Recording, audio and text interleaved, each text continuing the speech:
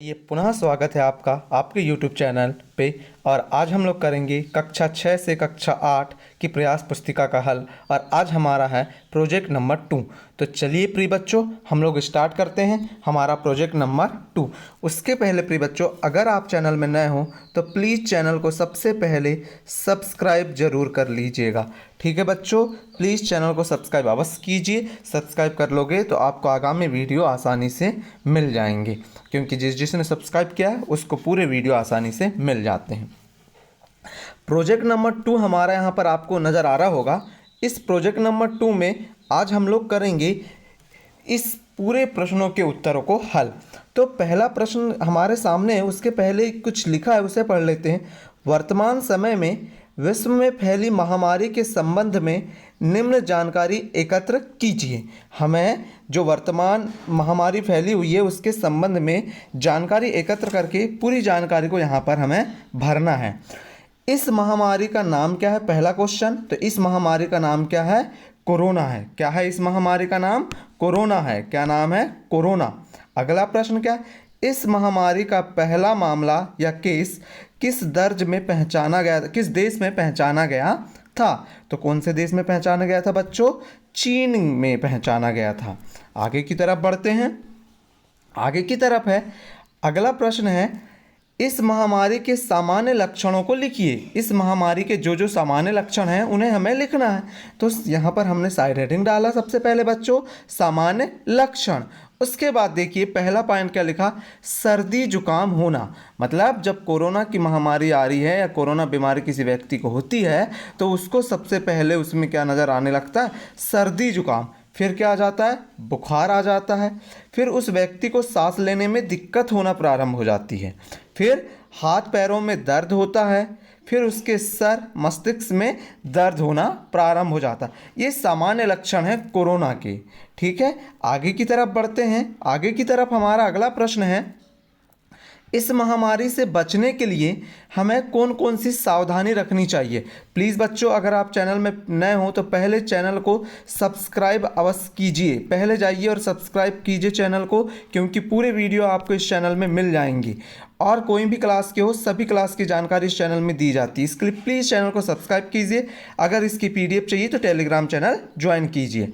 तो इस महामारी से बचने के लिए हमें कौन कौन सी सावधानी रखनी चाहिए देखते हैं। तो इस महामारी से बचने के लिए हमें निम्न सावधानी रखनी चाहिए। पहला, हमें कोरोना से पीड़ित व्यक्ति के संपर्क में नहीं आना चाहिए। और दूसरा है, समय समय पर अपने हाथों को धुलना चाहिए। और हमें निरंतर गर्माहट वाली वस्तुओं या भाप वाप लेना चाहिए। ऐसा भी आप अगला पॉइंट लिख सकते हैं। ठीक है बच्चों, आगे की तरफ चलें। आगे की तरफ देखिए अगला प्रश्न हमारे सामने क्या है? अगला प्रश्न हमारे सामने तीसरा, इस महामारी से बचाव हेतु कौन से उपाय करने चाहिए? तो इस महामारी से बचाव के लिए हमें निम्न उपाय करने चाहिए। मतलब इस महामारी की चपेट में आपको नहीं आना हो तो आपको क्या क्या सावधानी रखनी चाहिए जिससे यह महामारी आप तक ना पहुंच सके। तो पहले नंबर पे है, हमें समय पर साफ सफाई रखते हुए नियमित हाथों को धुलना चाहिए। पहली बात है, अगर आपने कहीं कोई वस्तु को छीन लिया है या कुछ कर लिया है, इसलिए वो जो आपके हाथ हैं उसमें वो वायरस आ ना जाए, इसके लिए आपको नियमित रूप से कोई भी एक साबुन हो या कोई भी डिटर्जेंट हो, कोई भी आपके पास लिक्विड हो, उस लिक्विड से आपको क्या करना है? आपको हाथों को धुलना है।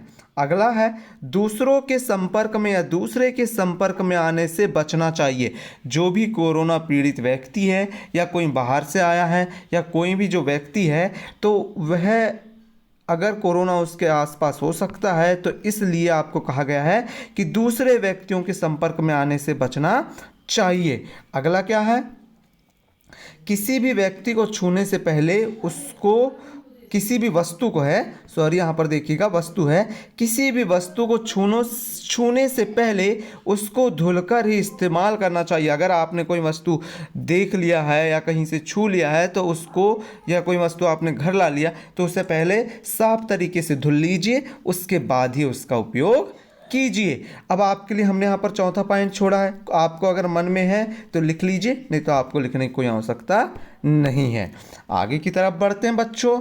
हमारा अंतिम प्रश्न है, यदि आपके परिवार या आसपास में कोई इस महामारी से प्रभावित हुआ है, अर्थात किसी को यह बीमारी हुई है, तो मरीज घर में ठीक हुए हैं या अस्पताल में, मरीज को घर में रखने पर कौन कौन सी सावधानी परिवार के लोगों ने रखी, लिखिए। हाँ, हमारे आसपास इस महामारी से व्यक्ति प्रभावित हुए हैं, मरीज को घर में ही रखकर उसकी अच्छे से देखभाल की गई।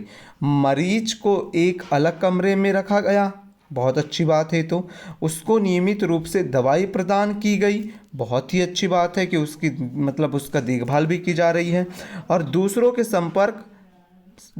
से संपर्क ना हो कहकर उसके नियमित रूप से उस कमरे में ही रखा गया, उसे बाहर नहीं आने दिया गया।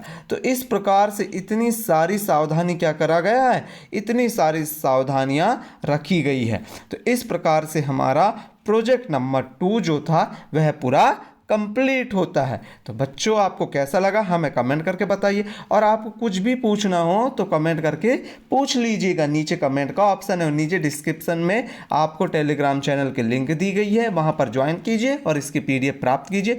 और सभी प्रकार की जानकारी कक्षा 1 से लेकर कक्षा 12वीं तक की इस चैनल में आपको प्रदान की जाती है, इसलिए आप चैनल को सब्सक्राइब अवश्य कीजिएगा। अब हम मिलेंगे अगले वीडियो में अगले प्रोजेक्ट के कार्य, जब तक के लिए गुड बाय। थैंक यू आपका।